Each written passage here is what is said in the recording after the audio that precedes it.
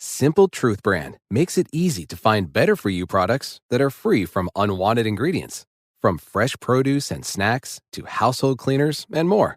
You won't find artificial ingredients, preservatives, or harsh chemicals in Simple Truth products. So you can fill your fridge and your home with simple, easy-to-understand choices you can feel good about.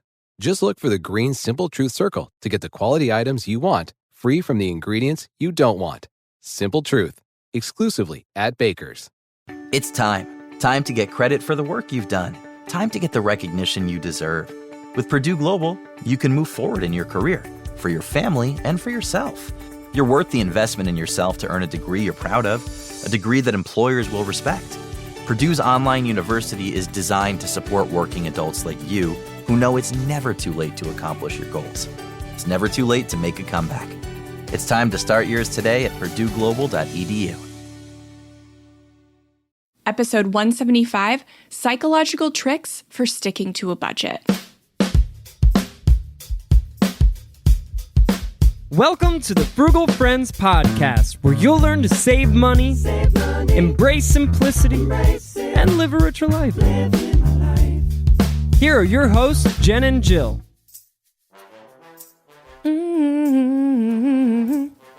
Welcome to the Frugal Friends podcast. My name is Jen. My name is Jill. And today we are talking about budgeting.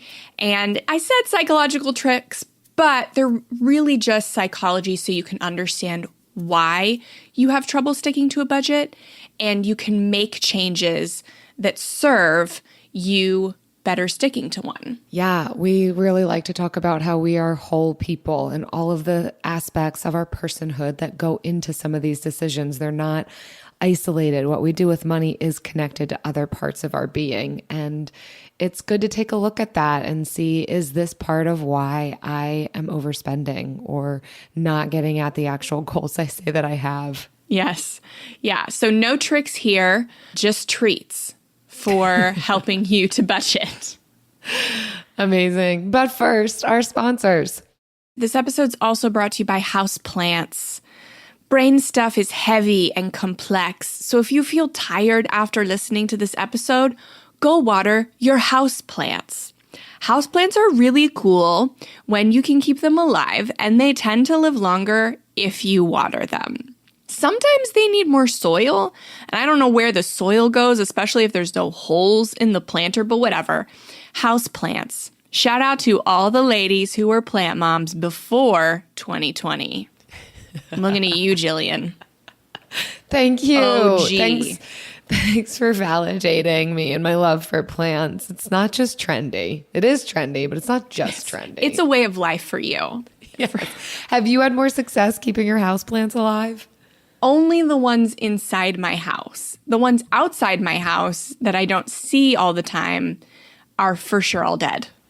It's interesting that you say that about the soil piece. I've noticed that too. And I think plants need soil. They take nutrients out of it. So yeah, sometimes you need to add soil to it. It's a lesser talked about thing with houseplants. Yeah. Usually people are just like, it's either too much water or not enough water. And sometimes you need to put your plants in a new pot because they're growing out of the pot that they're in. Sometimes they need more nutrients in their soil. So anyhow, there's your plant lesson for the day. My plant lesson. Let's talk about psychology. Yes. So we have a few kind of bigger named articles today. Sometimes we try and get the really good, juicy, like smaller blogs that can say whatever they want. But today we're sticking with the Forbes and a Vox.com. So this first one is from Forbes, and it's short, but it's good. It is cognitive science tips for sticking to your budget. What do you think of this one, Jill? It's great. Like you said, it's short and sweet. And to give a little background too on why Jen and I like to look at this topic, because I'm sure if you've been listening to this podcast long enough, you've heard some of these themes come out of emotion, the cognitive pieces behind the decisions that we make. And again, we are whole people, but also my background is in mental health. So this is definitely something that I'm going about. This is the beautiful blend of our friendship, I think, of talking about finances and how that intersects with our mental, emotional, relational, spiritual health as well. So that's just a brief background on why are they talking about psychology. But again, because it matters. That's why our brains are the ones that spend. We don't go into things just like, nope, nobody makes us spend money on most things. Like we decide to spend money. And sometimes we spend money and we regret it. And we spend money on things we don't want. And we're like, why did I do that? Yes. Why can't I stick to a budget? I made the budget. Yeah. And these are the reasons why. Yeah. This is what we're looking at. I appreciate that the article started out by talking about some of the overspending that we've been seeing through the pandemic. So it's even relevant. I mean, it's always relevant of we as humans can struggle with overspending. But particularly through the pandemic, I think there was a lot of what they term some comfort spending, which we turn to. We turn to any level of coping mechanism. And for some of us, it can bring just that feel good thing to buy something that I want, to have some instant gratification, something new, something cool. And so recognizing that and kind of where that comes from is part of this, part of like the cognitive science behind why we spend. And so we'll just go through all of the things that they list might be leading to overspending or not sticking to budgets or not sticking to our goals, because I think all of them are useful. Yeah. And I like that it refers to it as cognitive science research, because we don't think of our spending and our budgeting in terms of cognitive science. So I love, and I'm like a geek for stuff like this too. So I love that the first one was recognizing and combating decision fatigue. So decision fatigue refers to how carefully analyzing all the various pros and cons takes effort. We make thousands of little micro decisions a day. And every decision you make wears you down little by little after you make choice after choice. And by the end of the day, our willpower reserves have dried up, and that is decision fatigue. And so that's why a lot of times you can find yourself very successful in sticking to a diet or sticking to a budget or something for the first, 2/3 of the day, but it's that last third, typically when we get to dinner time, where it becomes really hard and all of our progress goes out the window. That is in part due to decision fatigue. And that's why we say you have to set yourself up for success after work. That's the most important part. That's where the meal planning, the meal prep, and all of that comes into place. Mm-hmm. I think the same can be said throughout a week too. By the time we reach Friday, we can be exhausted and everything can go out the window on the weekend. So you name it. And another way to term this would be capacity. We do not have unlimited emotional, relational, mental capacity. And at some point, we're going to reach our capacity. There's landmines all over that. Sometimes we do well to discover that before we hit one of those landmines, and sometimes we don't, and it leads to overspending. But recognizing we're not unlimited and how to put in some of these helps along the way for us so that we can be operating within our capacity. That's going to be one of the things that's going to help us towards those financial goals, is recognizing decision fatigue and knowing then how to handle it. Yeah. So, I mean, that's a big reason why you see the tech billionaires like the Steve Jobs and those people like wear the same thing every day, is because they've been taught this decision fatigue by whoever their mentors are, and they just take different decisions off the table. I put out a week of clothes for my son on Sunday, so in the mornings I never have to wonder what he's going to wear. It's already like stacked there by his bed. And so it's not just meal planning, but like look at your life and figure out what are the things throughout the day you can do, especially after work, that can take decisions off of your plate. No decision is too small to be taken off your plate, because we're looking all the way down at micro decisions. And so the fewer decisions we have to make, obviously the bigger ones take more effort, cause more fatigue, but we're even looking at taking some of those micro decisions off of our plates too. So that's a big thing to be aware of in your life and look at what are the things I can plan ahead for on Saturday or Sunday.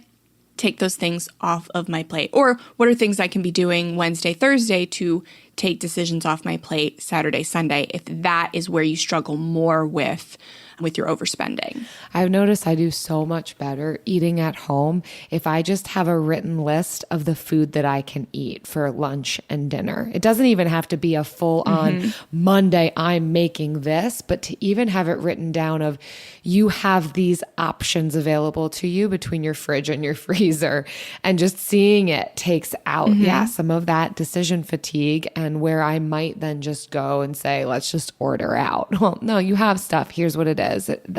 Those simple things are helpful. That's so great. And that's great for people who quote unquote hate planning or hate a rigid meal plan. If you just make a list, these are the things that I can make, and just pick one. Yeah. Exactly. The next one on this list is to not be tempted with introductory offers. So the cognitive science part of this would be the things that are appealing to us, that look good and shiny. And marketers know this, of how can we rope people in to overspending. They're primarily talking about credit card companies and how they will often offer this really low or 0% APY financing, only to get you with very high APRs in the future. And that might not be the case maybe for all of our listeners. Maybe it's something else, but I feel like this could be applied across the board. It's not just credit cards trying to rope you in. I mean, this is where we could think subscriptions.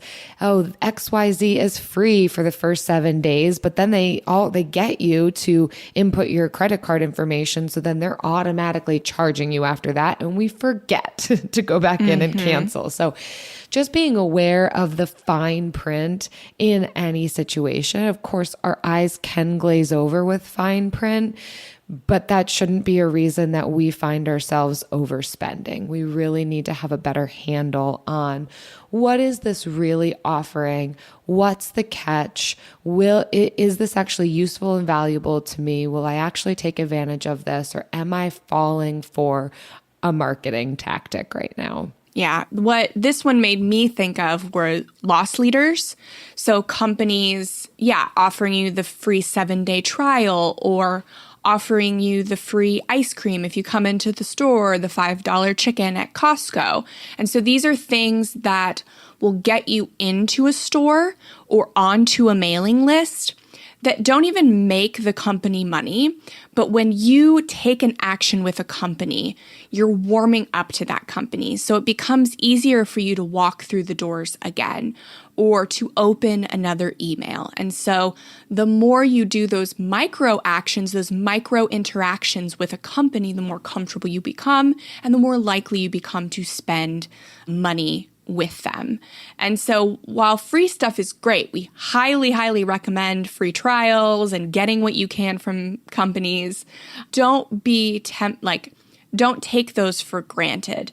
Those are marketing tactics. And so they also bank on the concept of reciprocity. So if I do something for you, you're more likely to do something for me. And so know that that's a marketing tactic. You're not obligated to do something for any company, no matter what they've given you. It is their choice to do that. And so with these introductory offers, marketing tactics, just be aware of what the tactic is so you can be more empowered to overcome it. So the last one on here, like we said, real short, but packs a punch, is to avoid envy-inducing social media channels. So that's your friends on Facebook, your Instagram influencers that you love to follow. Social media can be such a great place. It has brought such relationships together as my husband and I, as Jill and I, but it can also be a really dangerous place and cause a lot of envy and just like wishing, people are not even being malicious when they're doing these things. They're just very excited for themselves. And you're over here like, I'm trying to reach a goal and that's out of my budget, but I want that jacket so bad.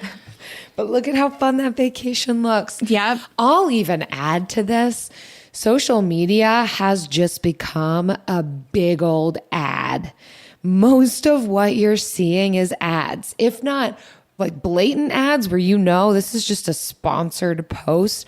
But even a lot of those people, sometimes your friends, are selling something, whether they themselves are selling something or they have partnered with a company selling something, whether some of those people that you're following on Instagram that you think are like living a really cool RV lifestyle, they're trying to sell you something. They've partnered with somebody. Check it out in their hashtags. Like, as fun as those pictures are to look at, I would venture to say only about 5% of people are you actually just keeping up with what's happening in their lives, and they're not actually an ad for you.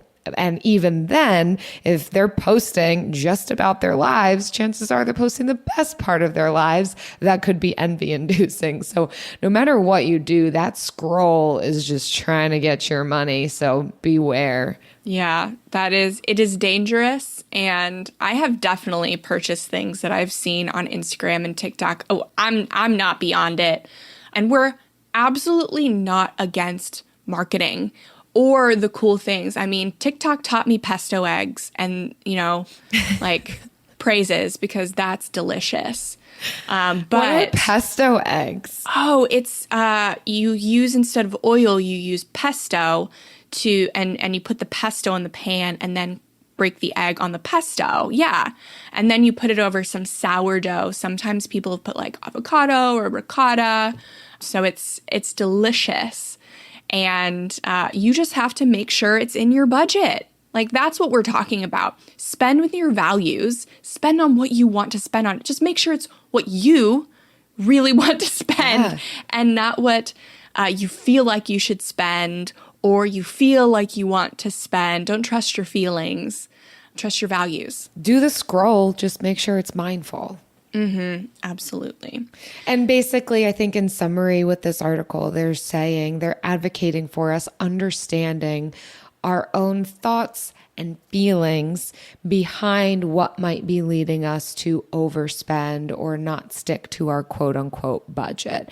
It could be a variety of things. It could be that our budget isn't realistic, or we do have a tendency to buy when we're sad, you name it, but we're not going to actually be able to change our behaviors if we're not looking at the thoughts and feelings leading to that. So a little bit of mental health counseling background for you. Many of you will be familiar with this concept. It's a cognitive behavioral therapy, CBT for short, concept that our thoughts lead to feelings, lead to behaviors, this cycle. First we have the thought, which then gives us some sort of feeling or emotion inside of us, which then leads to the behavior. And a lot of times we will try to hit something at the behavior level and it totally misses the mark. We have to understand what comes before it if we're going to want to change the behavior. So taking some steps backward and saying, well, what was the thought that I had here? Even drawing it out. I will have folks in my counseling sessions actually draw it out. What thought did you have? Then what feeling did that produce? Then what was the behavior? And if you want to seek to change the behavior, you're going to have to interrupt it. Hopefully at the thought level. It can be interrupted at the feeling level too. But ideally, we get to the point where we can snatch it at the thought level, adjust the thought around it, which then will change the feeling and it will change the behavior into something more advantageous and beneficial for us. I hope you got that. If you didn't catch all that, then, go back 15 seconds because that was gold. Thanks, you. Jen. Thank you. AI might be the most important new computer technology ever. It's storming every industry, and literally billions of dollars are being invested. So, buckle up. The problem is that AI needs a lot of speed and processing power. So, how do you compete without costs spiraling out of control? It's time to upgrade to the next generation of the cloud, Oracle Cloud Infrastructure, or OCI. OCI is a single platform for your infrastructure, database, application development, and AI needs. OCI has 4 to 8 times the bandwidth of other clouds, offers one consistent price instead of variable regional pricing. And of course, nobody does data better than Oracle. So now you can train your AI models at twice the speed and less than half the cost of other clouds. If you want to do more and spend less, like Uber, 8x8, and Databricks Mosaic, take a free test drive of OCI at oracle.com/strategic. That's oracle.com/strategic. oracle.com/strategic. Simple Truth brand makes it easy to find better for you products that are free from unwanted ingredients. From fresh produce and snacks to household cleaners and more. You won't find artificial ingredients, preservatives, or harsh chemicals in Simple Truth products. So you can fill your fridge and your home with simple, easy-to-understand choices you can feel good about. Just look for the green Simple Truth circle to get the quality items you want, free from the ingredients you don't want. Simple Truth, exclusively at Baker's. All right, so let's move on to our next article from Vox.com, and it's 5 sneaky mental tricks to spend less while shopping. And I liked every single one of these and all of the little graphics that go with them. Vox just really does it. So, Jill, what did you think of this one? Yeah, it was a visually pleasing article, and they use the term behavioral economics. So for those of you who want just more research and more on these kinds of topics, these are the types of things you can be searching for. What does behavioral economics have to do with this? What does cognitive science have to do with this? Those are some good keyword searches. Richard Thaler is a really good author, a behavioral economics expert. And so anything by him, it will be good. Yeah, and so they start this article out by saying that behavioral economics can teach us a lot about why we tend to neglect our budgets or overspend. One theory that can stick out from behavioral economics is the present bias, meaning we will often value the present gratification over the long term. They reference the marshmallow research test. That's the word. Thank you. Which I don't know if you've seen it, Jen. I think there's that Magic for Humans. I use that one all the time. It's so good. I mean, first of all, it's just such a fun show. If you haven't checked it out, check it out. Magic for Humans. And he does this test with like toddlers and young kids, which is just so funny, of offering them a marshmallow now or 2 marshmallows later. And some of them, you can see it's so cute. They like hold out, and then others are like, I want this thing now. And like they eat it, but then they try and hide the fact that they ate it. But we're no different from those toddlers shame and early children. on. Yeah, exactly. Yeah. That we, even though we can rationally say it's going to be more advantageous to me and my future self if I let this thing grow and have greater benefit in the future, but I want my marshmallow right now. I want this good thing right now, because we favor our present selves over our future selves. I'm not my future self right now. I'm my present self right now, and I want to treat myself. And so just even recognizing that can help interrupt some of those patterns. That show is so great. He uses a lot of these psychological techniques. That is magic. You have to know Yeah. people and human behavior in order to trick them. Yeah. Another one of my favorites of his is that he's talking to people and he's like, I can guess which actor you're thinking of. And so he says this and like, nah.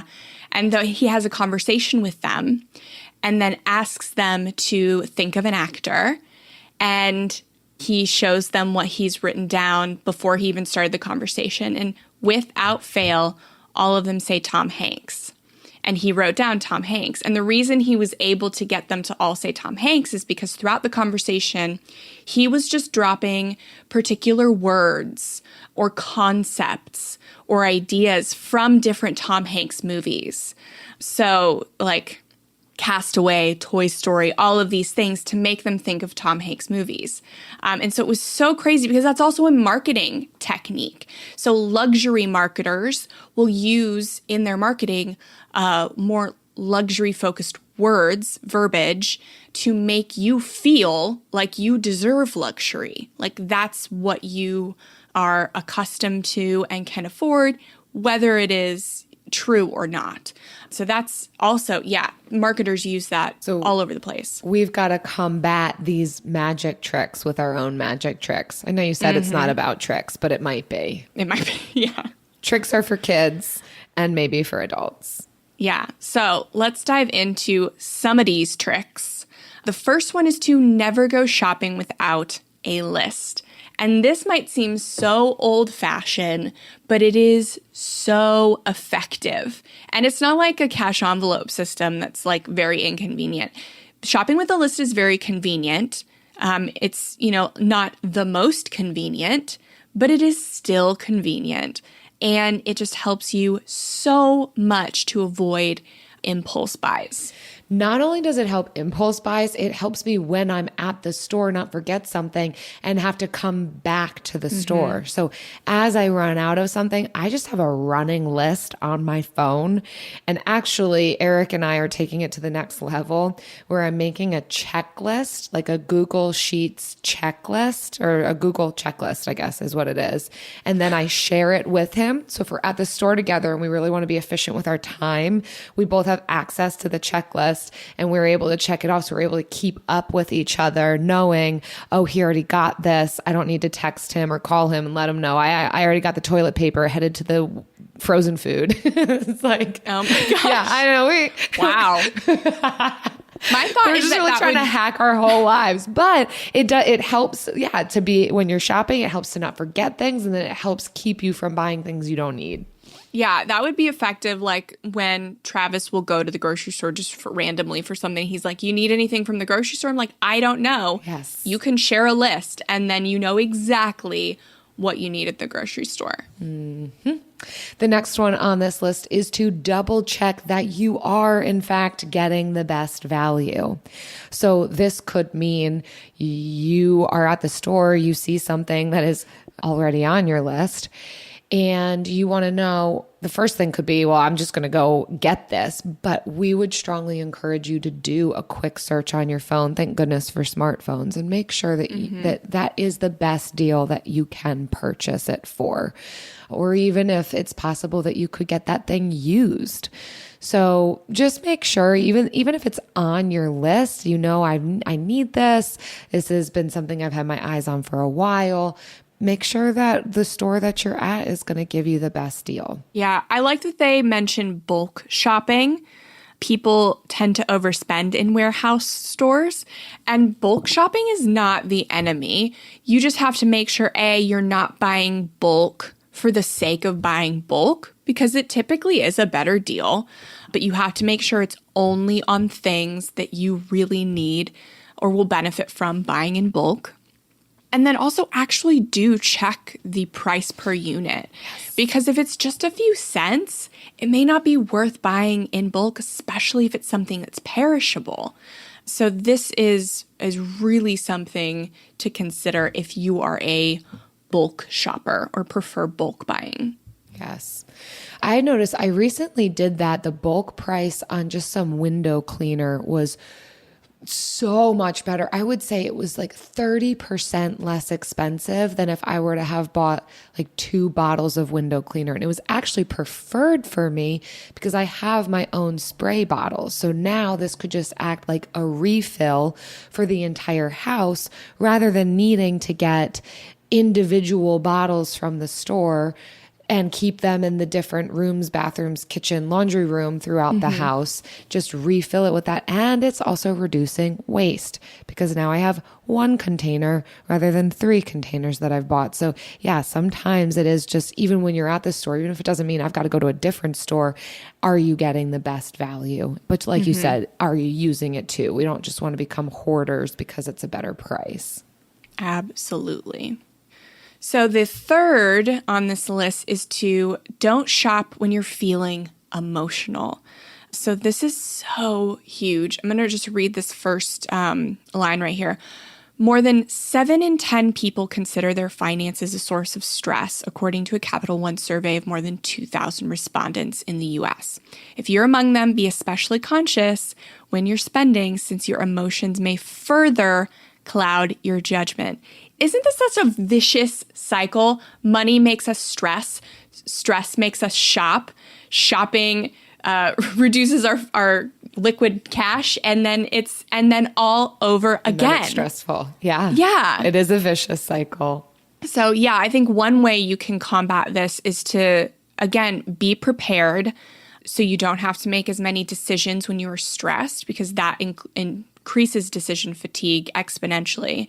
So make a list of things, self-care things you can do when you're feeling different types of emotions. So not just negative emotions, but positive emotions too, because sometimes we can shop to celebrate. But what are the things that you're going to do when you're feeling sad? What are the things you're going to do when you're feeling mad? What are the things you're going to do when you're feeling like really joyful or happy? And so you have things to do other than shop to celebrate or deal with these emotions. And they don't have to be like, schedule a call with your therapist. They don't have to even be effective, but just something you can do real quick, instant gratification like, so that you're not running to the store to, blow off steam or whatever with an emotion. And already having a list for when you're in the moment, again, helps remove some of those barriers of decision fatigue or being able to problem solve that in the moment when you are excited or you are sad. So just having a list, even though it's very simple, it's like, I know these things already, just having them in front of you, something you can look at, okay, what thing on this list can I do?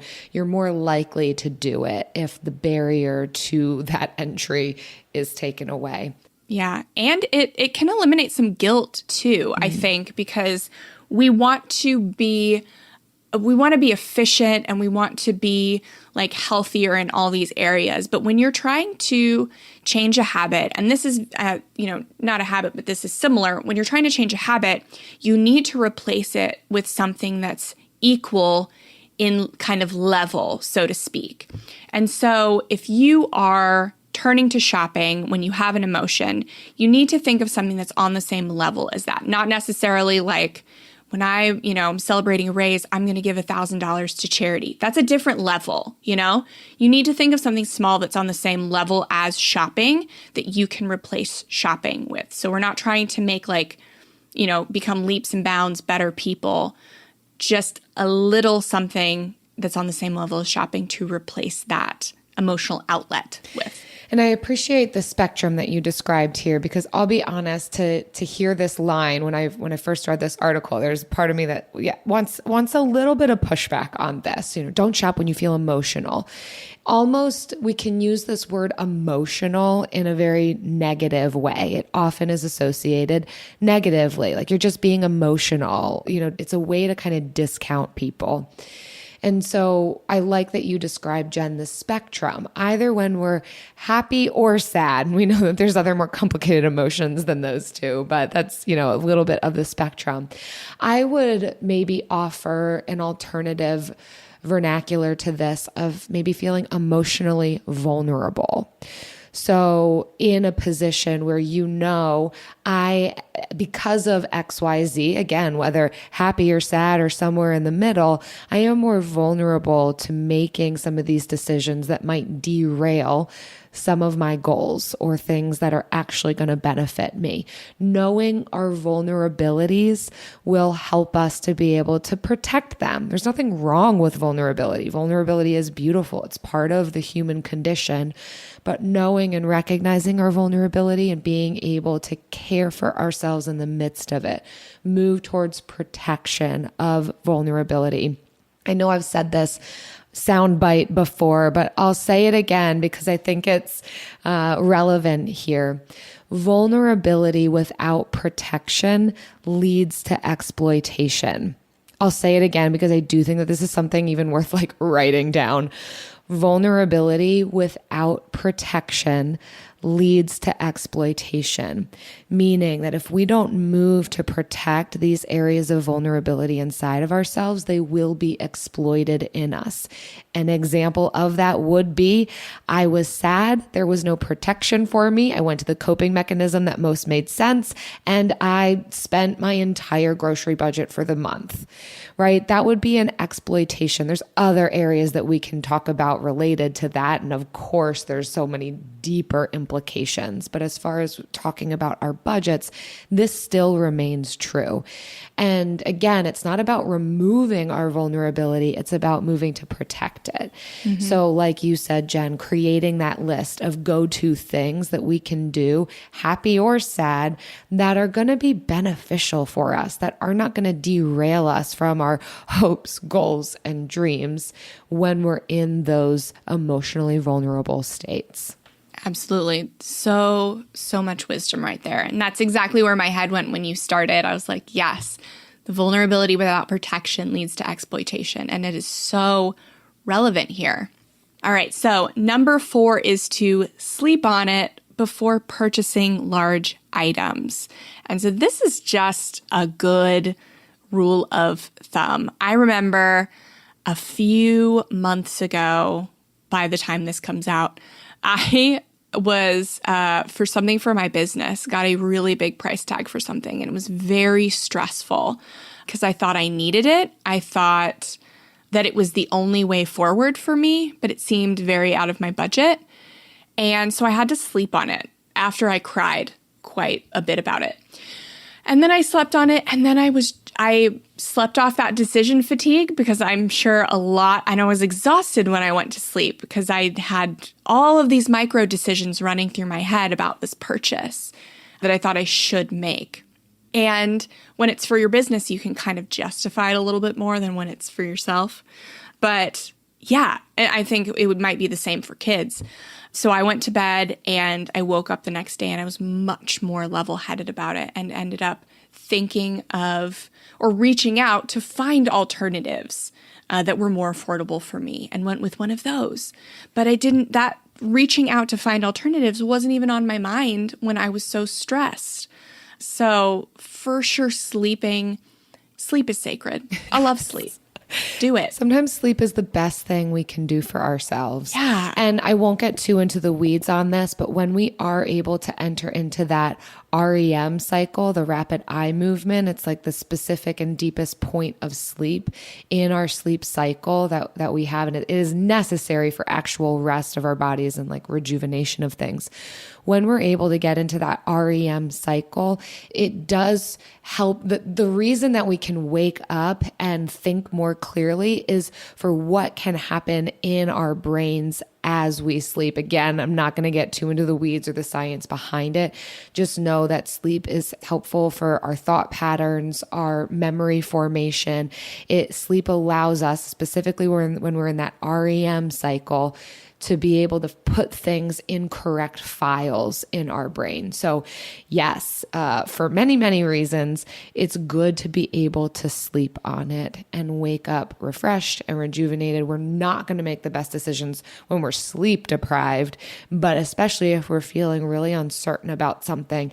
Usually there's nothing so urgent that we can't put a night of rest in between us and our final decision.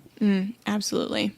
And the final one on this is number 5, to say no to sales unless the item is already on your list. So we already did allude to this, but you are not saving money if you're spending money. It doesn't matter how inexpensive that item is, how on sale it is compared to what it typically goes for. If you don't need it, if it's not on your list, if it's not something you've had opportunity to sleep on, say no to it. No red, yellow sticker is alluring enough to get you away from your savings and spending goals. So absolutely. Looking at you, Aldi aisle of shame shoppers. The Aldi finds. It's so dangerous. Looking in the mirror.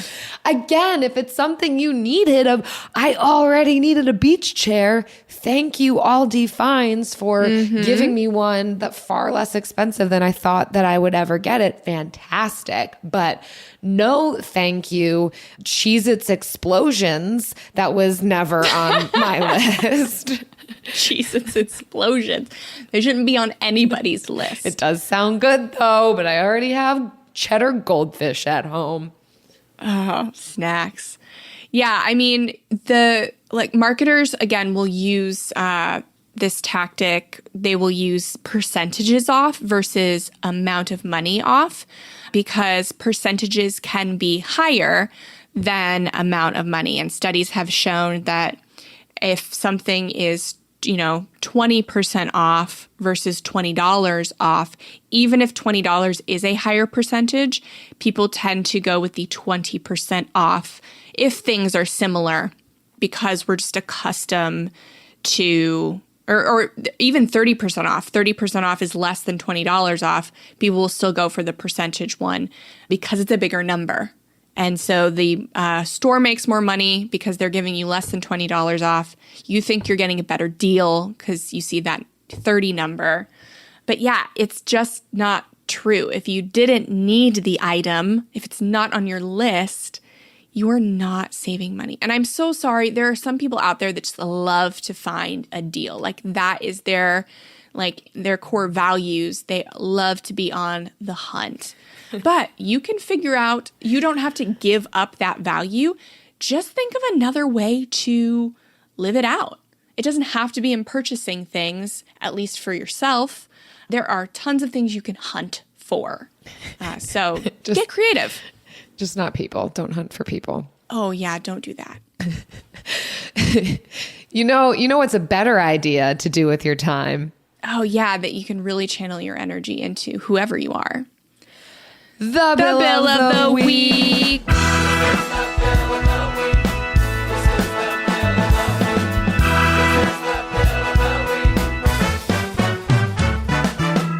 That's right. It's time for the best minute of your entire week. Maybe a baby was born and his name is William. Maybe you paid off your mortgage. Maybe your car died and you're happy to not have to pay that bill anymore. Duck bills, Buffalo Bills, Bill Clinton. This is the bill of the week. Hi, Jen and Jill. This is Laura from New York. My bill of the week is my Target credit card bill. I finally paid it off. I got it in 2013 and have always held the balance on it, sometimes even close to maxing it out. And since we bought our house last summer, I've held a pretty high balance on it. And my goal was to pay that off first. So I have paid it off and closed the account and opened a Target debit card because I still need that 5% discount. So super excited to finally get that one paid off and stop impulse shopping at Target all the time. Thank you so much for the podcast. You guys are awesome. Yes, Laura. We do not listen to these before we play them. Just for the millionth time, but it's so perfect. This one is so perfect. Congruent and relevant to what we're talking about. Not only the decision that you made for yourself to pay it off and not have that lingering over you, but to set up barriers to experiencing this again in the future where you have debt on a Target credit card, to connect it to the debit card, which is a specific tip and trick for Target. You can still get that 5% discount with a Target debit card. It does not have to be their credit card. Mm-hmm. So well done putting now a barrier in between you and where you know your vulnerabilities are. Protecting that vulnerability, Laura, well done. We're celebrating with you. Yes. If you want to submit your bill of the week, please visit frugalfriendspodcast.com/bill to leave us a bill. Simple Truth brand makes it easy to find better for you products that are free from unwanted ingredients. From fresh produce and snacks to household cleaners and more. You won't find artificial ingredients, preservatives, or harsh chemicals in Simple Truth products. So you can fill your fridge and your home with simple, easy-to-understand choices you can feel good about. Just look for the green Simple Truth circle to get the quality items you want, free from the ingredients you don't want. Simple Truth, exclusively at Baker's. When you call Consumer Cellular's customer support to discuss our affordable and flexible phone plans, it's like you're calling the Declaration of Independence or a hot dog at a baseball game. Because Consumer Cellular's customer support is based entirely in the United States. And Consumer Cellular's customer support agents are from where you're from. The same small town that you're from. The one that stretches from California to Maine, Minnesota to Corpus Christi, Texas. The one that cares about its neighbors and lights fireworks. Legal ones, in the street. So the next time you want to make a phone call that feels like an American flag waving at an air show at magic hour, give us a call. Even if it's for no reason at all except to exchange barbecue sauce recipes like a couple of Americans. Or make jokes about Canadians. LOL, just kidding. We love Canadians. They're our neighbors. Consumer Cellular. When freedom calls, we're here to answer. Call us at 1-888-FREEDOM. And now it's time for the lightning round. So today we are talking psychology tricks we personally use to keep from overspending that kind of share some of our triggers and how we get creative in overcoming them. So Jill, you have a list. I got a list. I have a sentence and you have a list. And tricks, baby girl. Please start. Give them to me, please.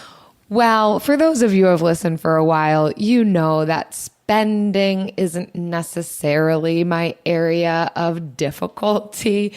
I am between Eric and I am more the saver. However, that's not to say that I am immune to impulse buys. So here we go.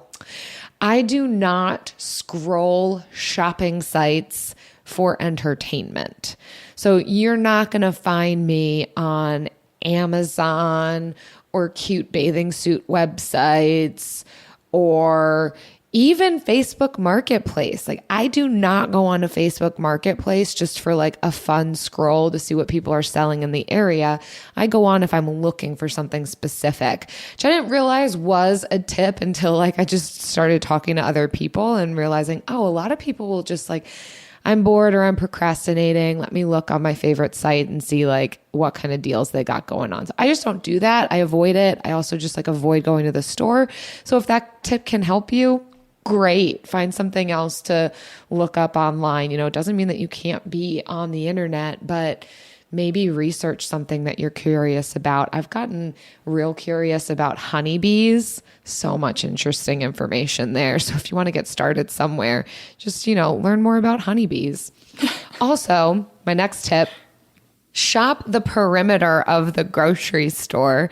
I stay out of the middle. The middle is where typically most of the unnecessary items are. Shopping the perimeter gets me my fruit, veggies, bread, dairy products.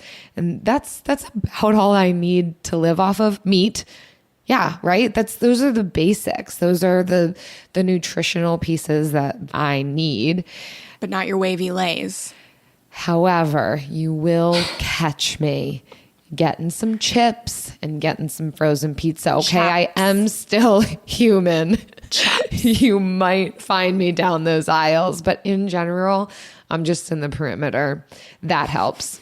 Also, I do a review of my cart. I'm talking about physical shopping at this point. If I am physically shopping and I physically have a cart, I do a review of it before checkout of, okay, is there anything in here that it just kind of like looked cool, but now at second glance, like I don't actually need this thing. And so this blends into my next tip, which is a self-check. I do I need it? Can I make it? Can I find it less expensive? Those are some of my go-to decision tree questions that I ask myself. And a lot of times that can help me weed out. Also, I have found patience. Patience is a virtue. We know that. But if I can be patient on something, usually that does allow me to get the deal, but also just to be looking around at all the different places for that thing. And because I've had a list, as I'm out and about, I'm able to keep checking. Like when I say I have a list, I have a grocery list. And then I also have here's what's on my radar to purchase for the home list. It does not mean I need it right now. It does not mean the next time I go to the store, I'm getting that thing. It's just a helpful reminder when I am at the store, oh, do I happen to come across this thing? Is it a good deal? Is the price point that I was hoping to pay for it? Just as an example, we've known the type of dishwasher that we want to get for our kitchen.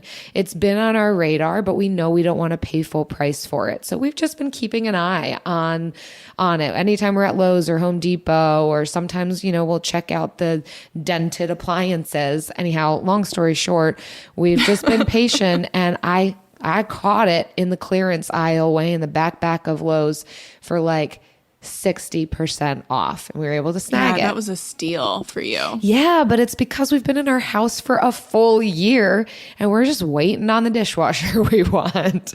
In the meantime, I've been the dishwasher. Got really good forearm strength because of it. And finally, here's my final trick and tip is if I feel stressed, like I've learned to assess and evaluate and know what some of the signals inside my body mean. This might sound dramatic, but sometimes I can feel stressed, a little sweaty, a little uneasy inside myself when I'm about to make a purchase. I have learned, don't ignore that. Don't just push through it. It's usually a sign I'm not at peace about buying that thing. I don't actually want to buy it. I feel so much more relief putting it back on the shelf and walking out the door. Mm-hmm. So just paying attention to that and not being like, no, I think I want it. I think I really want to buy it. And allowing that adrenaline to kind of move me towards the purchase. I've worked towards allowing it to move me away from the purchase, and I've not been disappointed yet. Nice. What about for you, Jen? Well, my list is a little shorter. So I used, so when we were paying off debt, I definitely was triggered by the social media thing. We were newlyweds and a lot of our friends were newlyweds. And so, if you've been around newlyweds, you know what happens. That 2-income household comes in and you get in new cars, you buy in a house, upgrading your wardrobe, taking a vacation. And so it felt like all of my friends were doing that during the 2-year span that we were paying off debt. And so I was either get off of either I leave or you leave. And I wasn't leaving because Facebook was all I had. So I had to unfollow quite a few friends that are good friends. They are still to this day my very good friends. I just didn't want to see what they were doing. I didn't want to know. Yeah, to be clear, unfollowing on social media is different from cutting someone off in real life. You just don't, you no longer see those things in your news feed unless you intentionally go to that person's profile. And you can turn it off and follow them again, which I do. So, because, I want them to see my vacation photos now. No. The life I've been able to have now that I'm debt free. Yeah. But so I had to do that. I had no shame. And I still, tell people, you can do that. That's an option. You can unfollow somebody. So if they follow you, they'll never know that you don't follow them. So that's a key thing that I've learned. And so now I don't use that method, but I'm really cognizant of decision fatigue and helping my brain make the best decisions possible for as long as possible, because I have realized I'm lazy, straight up lazy. You are the least lazy person on the planet. When it's things I don't care about, I'm super lazy. If it's something I care about, I will work my fingers to the bone. I hurt my pointer finger last week. Typing? No, clicking on the mouse. The clicking one. It went numb last week, Jill. Jeez. Yeah. I will work my fingers to literally the bone because because I could no longer feel the tip of my finger. And so if I care about it, it's fine. But if it's not something that is, aligned with my highest values, I am disgustingly lazy. Usually, you can ask Travis. So I have to put as many systems in place to make, decisions better. So one of the main things for me is avoiding physical clutter so that I can have more space for cognitive energy. That's a big thing for me. Clutter. I grew up in a clean home because my dad was a clean freak. And when he died, the house just kind of went to like clutter, hoarder, ruin. And so like I kind of have like PTSD from that. And that stresses me out. And so now I realize that. So my house is not always clean and uncluttered, but I have like fewer things in it so it doesn't get as messy and cluttered because I have a 2-year-old. And you know, cleaning is not my core value. So I just put those barriers into place and bring as few things into my house as possible so that that level of mess and clutter never gets to a level that stresses me out and makes me like unable to make wise decisions. I think this is probably the case for a lot of people. I definitely am not going to say everybody, but our physical space does bear weight on our mental capacities, emotional capacities, relational capacities. And so even keeping a pulse on how your environment is impacting you, and then what steps can you make to be able to free up some of that, because it is going to make a difference and it's going to impact all of these other areas. So you're definitely not alone in that. That is a really helpful insight, I think. Yeah. So that's the end of my list. That's a good one, though. You picked the good ones. Thank you. I just say I shop the perimeter of the grocery store. I geek out on this like spending psychology, like not all of psychology in general, but just spending psychology. I am a nerd. Yeah. I can research it and click my finger to the bone about it. Thanks for listening, everyone. We want to thank you for your kind reviews on iTunes and Stitcher, like this one. It's from Sarah Sawchuk. Happens to be 5 stars. Says, my favorite podcast. Jen and Jill are the lovely, friendly, and knowledgeable hosts of this podcast about frugality and living an intentional life. They share great tips around saving money, investing, minimalism, and getting the most out of your life, but without being preachy or unrealistic. It is truly inspirational and has helped me rethink my approach in a number of areas. Thank you. Thank you, awesome. Sarah Sawchuk. That's a really beautiful review that you've left for us. I'm so glad to hear that this has been beneficial for you and that we're not preaching at you or offering unrealistic things. I definitely don't want to preach at anybody. Nobody here is trying to be a preacher. But we're glad that we've allowed you space to rethink traditional approaches. And that is really our goal. So we also want to thank our friends who share these episodes on social media. When you share it, you get the word out to more people that you can rethink your approach to finances. And there is space for freedom and not just guilt and shame in spending and money. So when you tag us on Facebook or Instagram, the latest episode, we are going to add you to our monthly drawing. For every 5 tags and reviews we get every month, we are giving away a copy of the Frugal Friends workbook. Of course, keep leaving us those reviews on iTunes and Stitcher, and then send a screenshot to frugalfriendspodcast@gmail.com. That will still get you entered into that drawing to win the Frugal Friends workbook. And don't forget to tag us on social. Both will enter you into that drawing, and you might win. Yeah. So we will see you next week. Stay strong out there, people. Bye. Frugal Friends is produced by Eric Sirianni.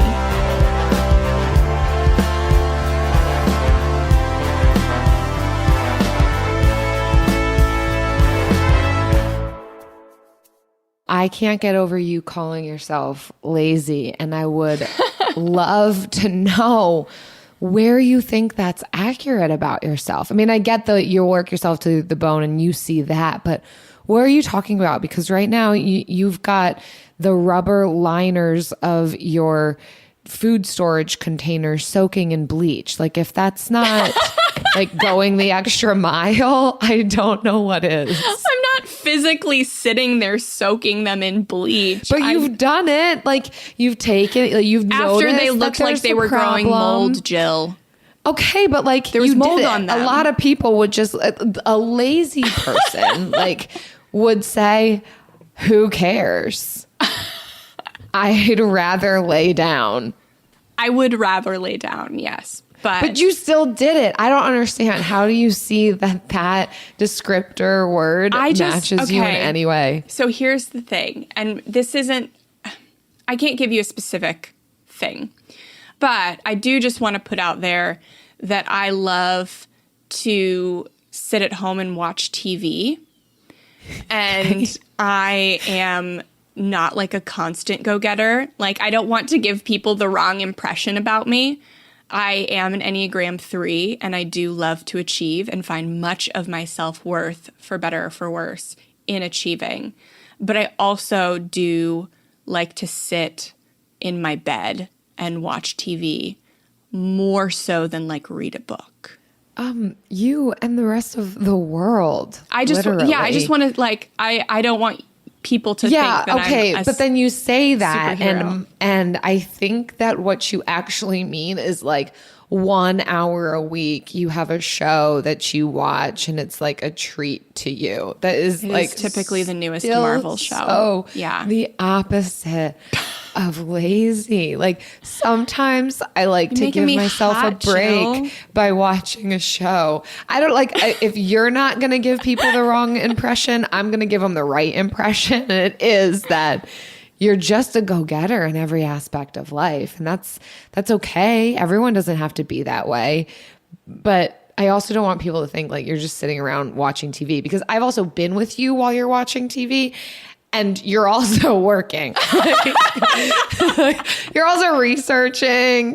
You're also like posting things to the business social media. Like, let's just be real here. And if it's not that, you're like taking care of your son while you're watching TV, or like who knows? Let's just be realistic, Jen. Lazy cannot be a word to describe you. My brain sometimes gets lazy when it's tired. And sometimes I get takeout, and that is okay. It's okay to have a lazy brain, is really what I was trying to say. Okay. Well, we're all human. You're human. Yep. I'm human. Everyone listening to this is human. And, I think we should just all avoid the word lazy. I don't think it does any of us any good. It's unanimous. We avoid that word, and we just find psychological techniques to better our brains, and we give our brains grace. Amen. Simple Truth brand makes it easy to find better-for-you products that are free from unwanted ingredients. From fresh produce and snacks to household cleaners and more. You won't find artificial ingredients, preservatives, or harsh chemicals in Simple Truth products. So you can fill your fridge and your home with simple, easy-to-understand choices you can feel good about. Just look for the green Simple Truth circle to get the quality items you want, free from the ingredients you don't want. Simple Truth, exclusively at Baker's. Land.com can help you find that little patch of ground to call your own and do all the hunting, fishing, and hanging out with the family you want. Just know that getting your own piece of land is something that can generate memories for generations, but also has the ability to generate income in both the near and long term. Like if you just want to start a rental business / family compound. Go to Land.com and check out the hundreds of thousands of rural listings from all across America. Enough dreaming about it. Land.com is a place to find and invest in your open space.